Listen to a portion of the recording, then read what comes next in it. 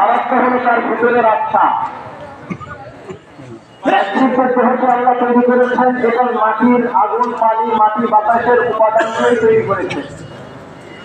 তার ফলে আমাদের বডিকে পৃথিবীতে টিকিয়ে রাখার জন্য যে খাদ্যের প্রয়োজন সেটাও আল্লাহ তাআলা এই আগুন, পানি, মাটি, বাতাস থেকেই আমাদেরকে দিয়েছেন। আমাদের ভিতরে আরেকটি অঙ্গ আল্লাহ দান করেছেন যেটির নাম হলো আত্মা, যেটাকে আসলে প্রকৃত মানুষ বলা হয়।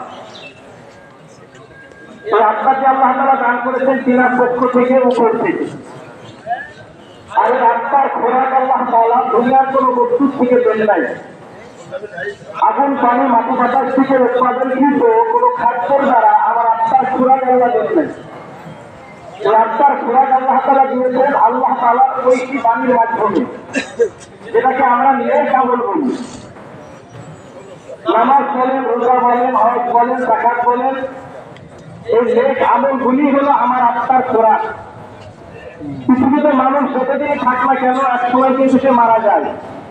যেমন আজকে আমাদের সামনে যে মুক্তিযোদ্ধা জনাব নুরুল ইসলাম সাহেব আমাদের সামনে যে কবিতা পড়ে আছে,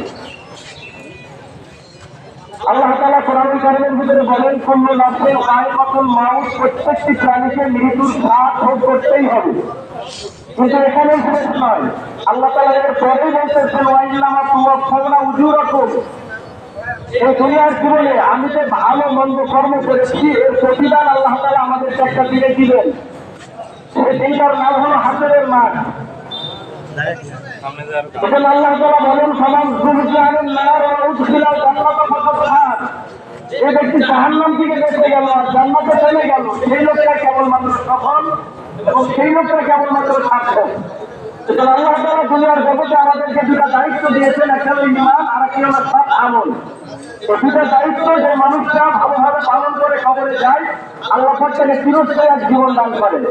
আর মৃত্যুর মাধ্যমেই আমাদের চিরস্থায়ী এক জীবন কেবলমাত্র শুরু হয়। আমরা মনে করি যে মৃত্যুর দ্বারা যে জীবন শেষ হয়ে যায়, না, মৃত্যুর দ্বারা চিরস্থায়ী জীবনের শুরু। সুতরাং আমরা যেন আমাদের চিরস্থায়ী জীবনটাকে সুখময় করতে পারি, সেজন্য এই পৃথিবীতে আমাদের ঈমান এবং নেক আমল সেটাকে আমরা সুন্দরভাবে গঠন করে আল্লাহ পাক আমাদের সকলকে কবরের জগতে, আখিরাতের জগতে যাওয়ার তৌফিক আল্লাহ পাক আমাদের সকলকে দান করেন। সকলে বলেন আমিন।